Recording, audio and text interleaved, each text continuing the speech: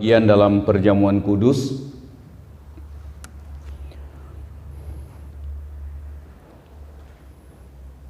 Kita baca satu ayat atau dua ayat dalam kitab Yeremia pasalnya yang ke-17. Yeremia pasalnya yang ke-17 ayat yang ke-7 dan yang ke-8. Baca sama-sama. 1, 2, 3. Diberkatilah orang yang menaruh harapnya pada Tuhan.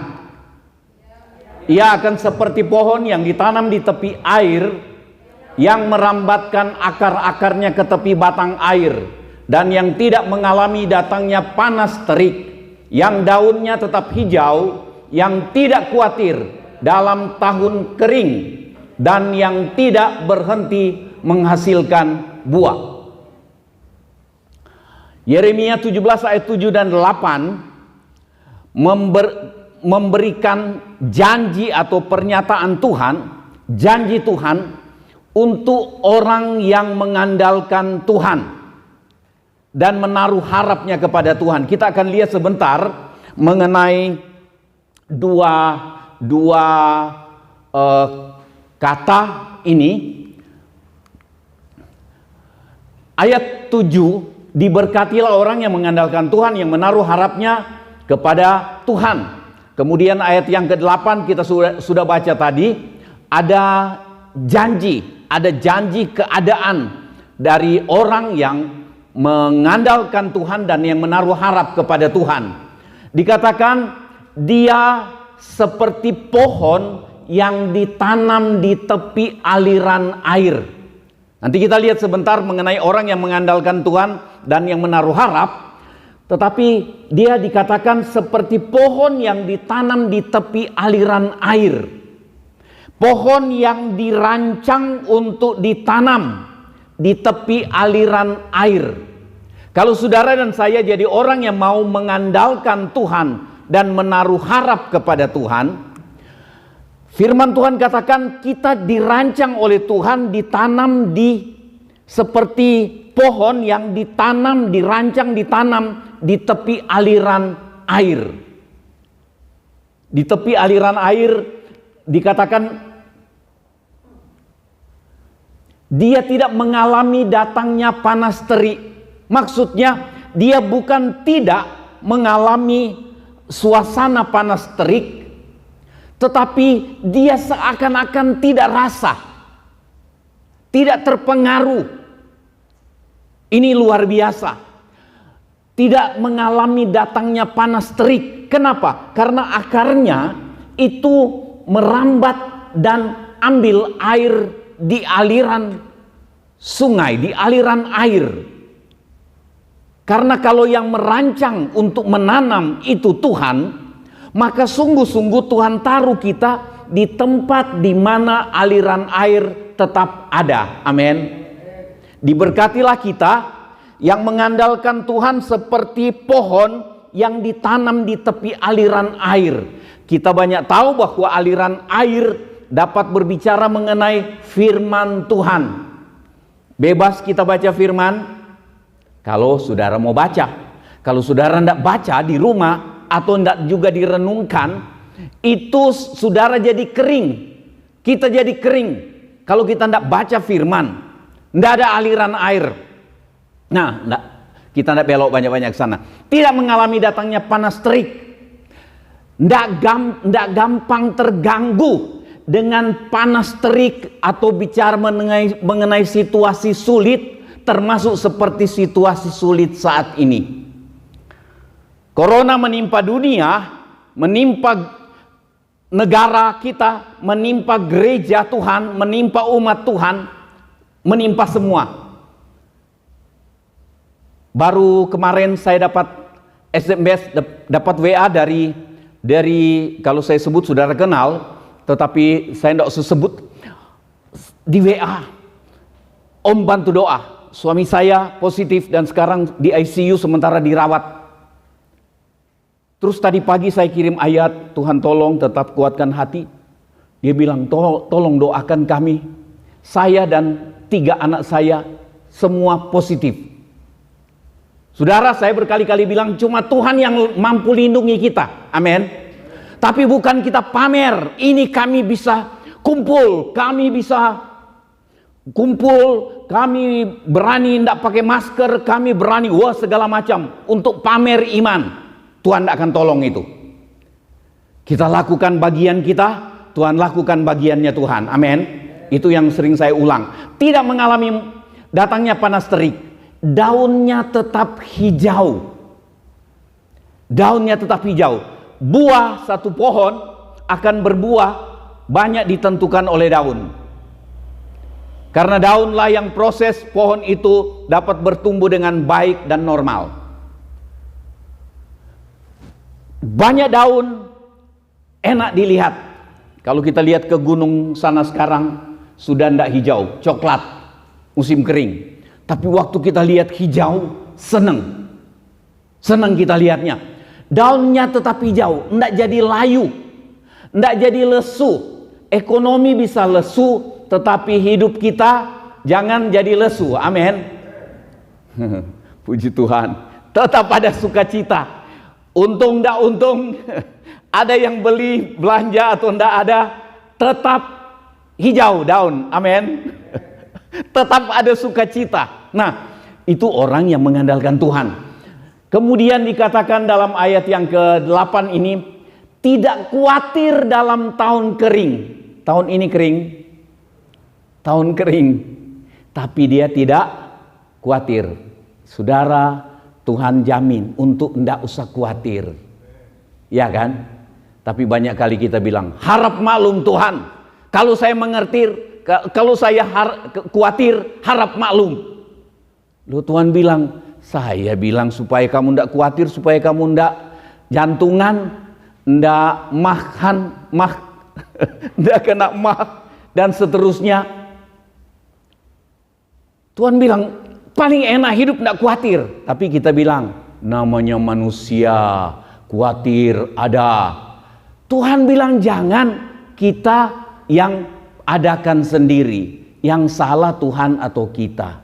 Nah, dia bilang tidak khawatir dalam tahun kering. Itu sebabnya jadilah orang yang mengandalkan Tuhan dan menaruh harap kepada Tuhan. Supaya kita tidak khawatir di tahun kering. Amin. Ya, enggak apa-apa. Yang terakhir apa? Tidak berhenti menghasilkan buah. Tetap ada buah. Bukan buah itu hasil dapat untung di toko, di perdagangan, dapat untung secara materi. Tapi tidak berhenti menghasilkan buah. Buah itu perbuatan hidup kita. Buah itu sikap kita yang baik, kata-kata yang baik.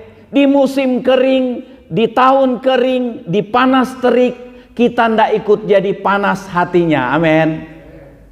Saudara, kalau orang lagi panas hati, dia sudah jadi seperti pohon kering. Begitu kena persoalan sedikit, ada orang ngomong jelek sedikit, tidak enak sedikit, langsung menyatu, menyala. Karena sudah kering. Tapi orang yang mengandalkan Tuhan, menaruh harap kepada Tuhan, tidak gampang tidak gampang ngamuk. Dan dia terus menghasilkan buah. Dia senyum saja di tengah kesukaran, itu buah loh. Betul atau Pak? Iya. Buah. Hui, Bapak Licuan biar dari pagi tidak ada yang belanja kayaknya, saya ke sana senyum terus dia. Iya, Kevin sama Niko. Jadi itu buah. Belum lagi kita dalam kesulitan, kita masih berani berbagi. Itu buah. Buah yang senang, Tuhan senang lihat, orang lain senang nikmati. Amin. Jadilah anak Tuhan, jadilah umat Tuhan yang terus menghasilkan buah. Amin. Nah, buah itu dapat berarti juga berkat-berkat materi dalam hidup kita. kita tidak panjangkan soal ini. Nah, orang yang andalkan Tuhan dan menaruh harap kepada Tuhan, ada janji berkat dari Tuhan. Itu tadi, ayat 8. Kemudian, tetapi ada juga kutuk bagi orang yang mengandalkan kekuatan sendiri.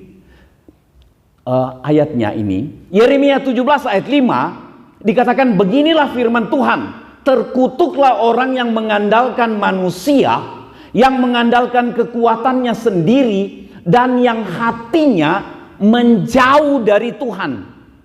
Mungkin dia masih duduk di gereja, dia masih aktif melayani, tetapi hatinya jauh dari Tuhan. Ini mengerikan dan seringkali tidak bisa kita ketahui. Tapi orang seperti ini adalah orang yang firman Tuhan bilang hidupnya terkutuk, bukan berkat. Hidupnya tidak berbahagia. Orang yang munafik itu tidak berbahagia hidupnya. Pura-pura setia dan heboh ibadah, tetapi hatinya sudah menjauh dari Tuhan. Itu kita tidak bahas lebih banyak pagi ini, tetapi orang yang andalkan Tuhan itu alami ada janji berkat Tuhan. Tetapi orang yang tidak andalkan Tuhan, artinya mengandalkan kekuatan sendiri. Kalau kita tidak andalkan Tuhan, berarti kita sedang mengandalkan kekuatan sendiri. Mengandalkan manusia, yaitu mengandalkan kekuatannya sendiri. Orang seperti ini hatinya sudah menjauh dari Tuhan. Orang ini dikatakan terkutuklah orang yang mengandalkan manusia dan mengandalkan dirinya sendiri. Menghindarlah dari cara hidup yang mengandalkan manusia dan mengandalkan kekuatan sendiri. Andalkan Tuhan. Tuhan baik, melalui corona ini semua manusia dituntun, diberi petunjuk oleh Tuhan untuk andalkan hanya Tuhan, untuk membuktikan bahwa sungguh-sungguh hanya Tuhan yang dapat diandalkan. Amin. Puji Tuhan. Nah, jadi saya taruh catatan kecil di bawah sini. Berkat, baca sama-sama boleh. Saya sengaja bikin kecil, sebenarnya cuma saya yang baca. Baca sama-sama boleh. 1, 2, 3. Berkat atau kutuk ditentukan oleh keputusan kita untuk bersikap. Sikap kita dalam mengiring melayani Tuhan ditentukan, itu menentukan kita alami berkat atau kutuk. Mengandalkan Tuhan, menaruh harap kepada Tuhan, atau mengandalkan kekuatan diri sendiri, mengandalkan manusia. Itu ada di pilihan kita. Amin. Pilihlah. Ada waktu Musa sebelum mati, dia pesan begini, pada hari ini aku menghadapkan kepadamu berkat dan kutuk, kehidupan dan kematian. Berkat apabila engkau menuruti segala perintah dan ketetapan Tuhan. Kutuk apabila engkau tidak mentaati apa yang diperintahkan Tuhan. Itu yang Musa pesan. Nah, kita terus. Orang yang mengandalkan Tuhan artinya begini, percaya hanya kepada Tuhan, tidak percaya ke yang lain-lain. Amin. Itu yang mengandalkan Tuhan, percaya, dia percaya hanya kepada Tuhan, tidak tambah yang lain-lain. Kan banyak kali ada orang, kalau dia coba doa 1, 2, 3, 4 kali belum sembuh, belum tertolong. Saudara tahu ada banyak kali orang itu bikin apa? Dia pergi ke dukun. Itu bukan orang yang mengandalkan Tuhan. Tapi orang yang mengandalkan Tuhan, dia bilang apapun yang terjadi,